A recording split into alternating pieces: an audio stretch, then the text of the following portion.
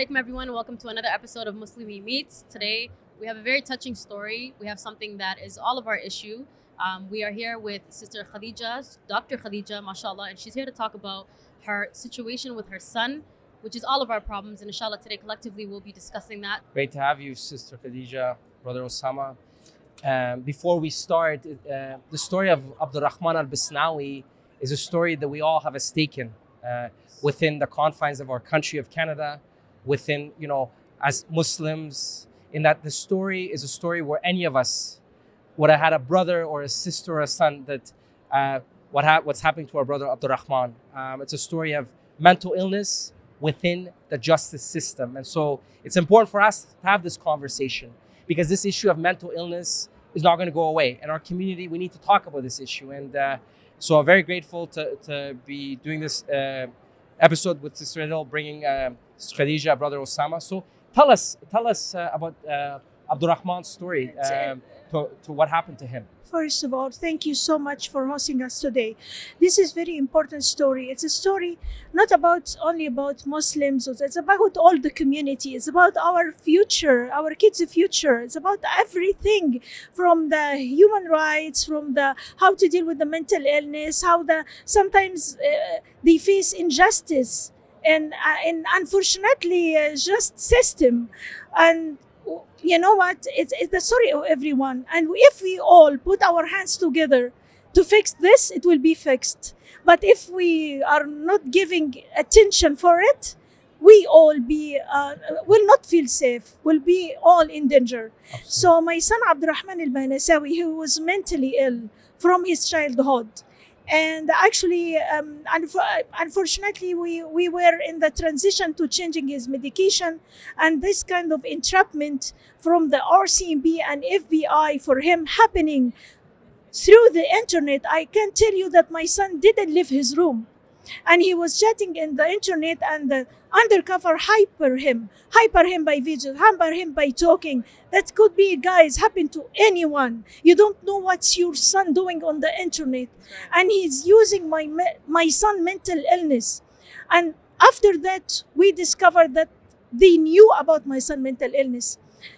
In our trip to New York, in Victoria Day, they arrested my 17 years old son from our car, and all the charges mostly about chatting online. And my son, where now? Now he's sentenced for 40 years. Muslims, and anybody has human sense in his heart. 40 years for a mental illness boy entrapped by the RCMP and the FBI knowingly his mental illness. I just want you to imagine how this mental ill boy now being in the US maximum prison, solitary confinement, and all the kind of torture you can imagine, it happened to him. There is no any medication, or when even if we can visit him, is behind the class. I cannot touch my son now for 5 years. I ask my prime minister to intervene. I ask all Muslims and MPs to intervene and to say no for the wrong and bring this boy back. Stop the entrapment. Stop the inhuman treatment for the mental illness. Sister, I just wanted to first say, subhanallah, Abdurrahman, he's suffering right now, but he has beautiful, amazing parents. MashaAllah. And Allah gave him, this situation in his life, but he also gave him amazing parents. And I just wanted to tell you also, this is not just about Abdurrahman. Abdurrahman is every Muslim.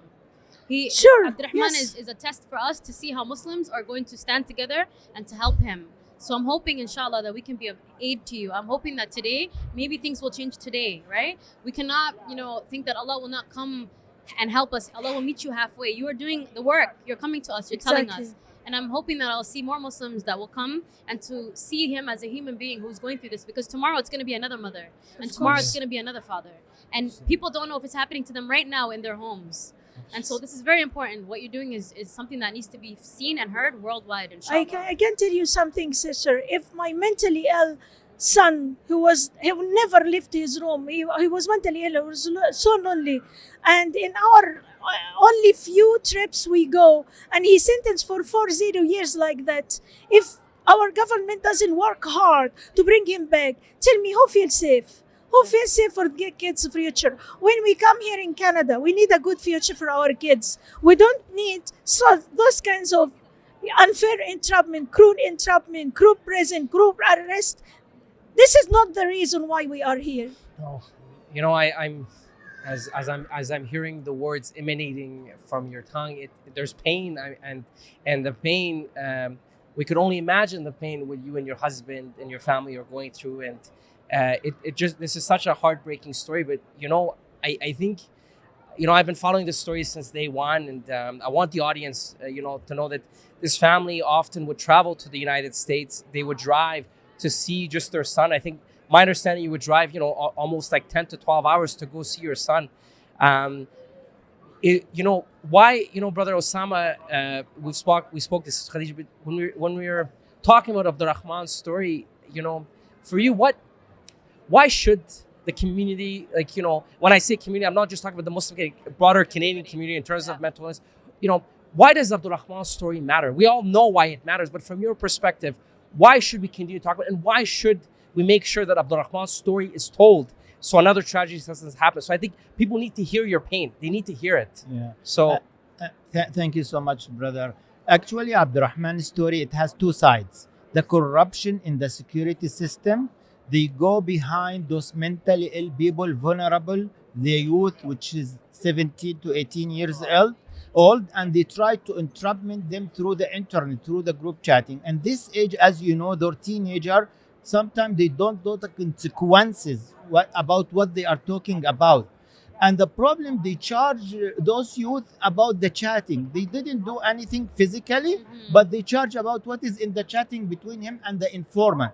The problem, the informant is very, very good educated, and he has a whole bunch of training how to get those guys, how to put them in trouble.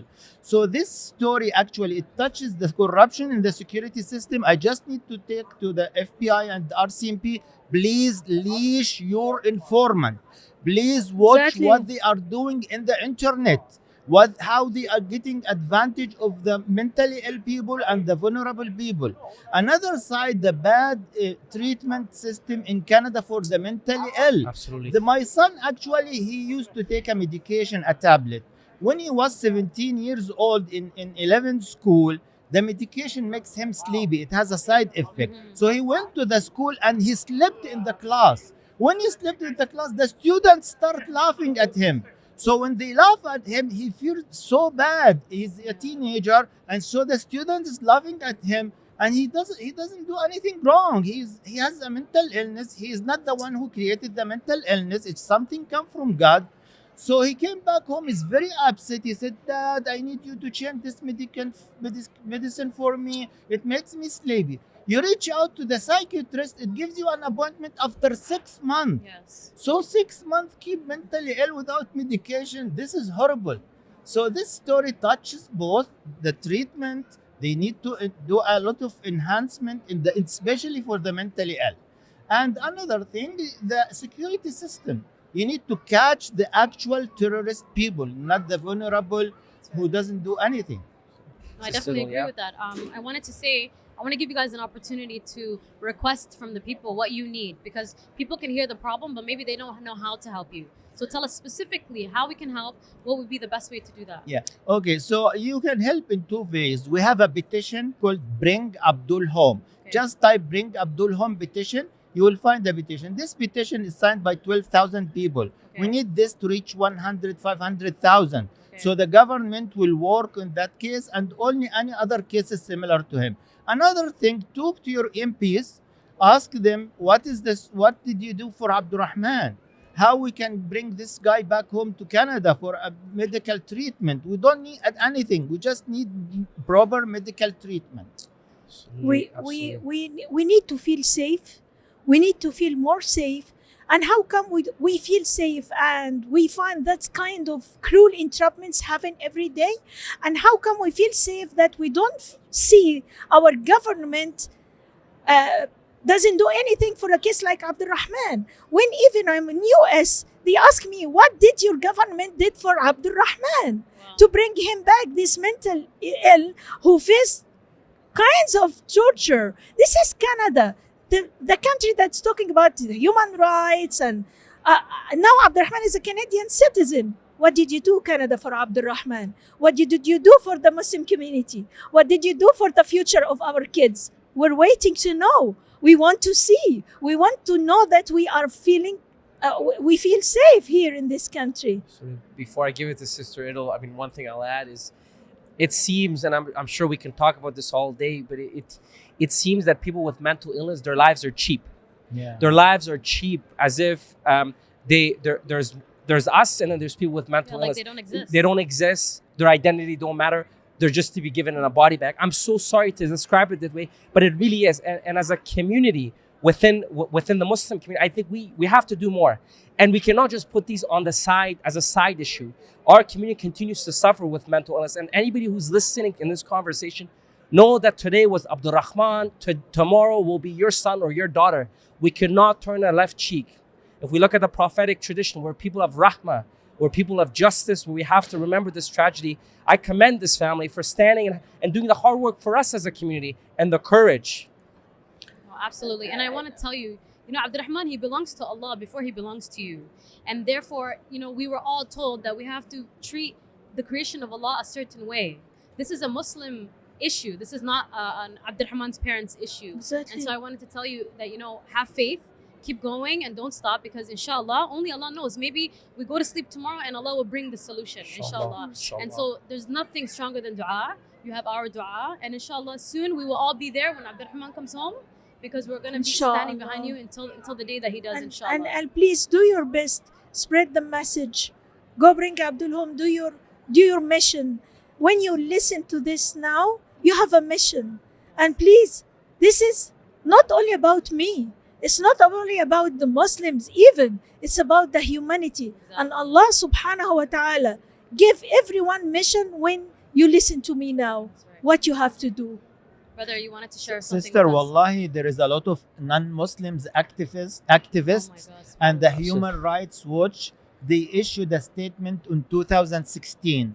They said that they found there are around 650 Muslim youths. Some of them are mentally ill, some of them are non-mentally ill. Since 9/11, those guys entrapped by the FBI informant unlawfully through the internet, and they get charged life in prison. And they said 30% of those youth, they cannot do anything without the help which the informant gave. So those 30% people, they cannot do anything. It means that the informant did a lot of mistakes, and the government should stand up and should leash those informants and make observation what they are doing, what they are talking. If they found any mentally ill guy on the other side, they just stop this type of entrapment. This is what, and this is actually could happen to your son right now. We don't know what, because of the cell phone, everything, he can talk to anyone. So please, for our youth, don't talk to anyone in the internet which you don't know. I just want to add something that Sure, sister. please talk to your MPs. Please talk, spread the message for everyone you know. Abdulrahman's story here in the media, in the CBC, in Global News, Sister Rajasan, in Global News, and everywhere. It's CBC, Global News, everywhere. You can find Abdulrahman's story everywhere. What did Muslim community did? Now we are talking to the Muslimi meet. So that's why I focus on the Muslim community. What did you do? At least to talk to your MPs. Tell them that my son is mentally ill. He's tortured. Go bring Abdul home. Do CA. Bring Abdul home. See how much my son is tortured. If anything happened to my son, what you think may happen to all of us? So save my son's life. Do action. Thank you for hosting us and putting attraction for this very important story. No, you're welcome, sister. And I just wanted to tell you, Abdulrahman is important to us, and he's Thank important to Allah subhanahu wa ta'ala. And Allah will help us with this, inshallah. And may Allah make it easy Jazakallah for you khair. guys Yeah. to deal with this situation. Yeah. Allah brings the solution, and He is to us Ameen. what we believe in Him to be. Ameen. So, Jazakallah khair for coming and sharing your story Thank with you us. so much. Thank you, everyone, for listening to this story about Abdulrahman. let's come together to find solution together, inshallah. And thank you so much for watching another episode of Muslimi Meets. And until again, stay tuned.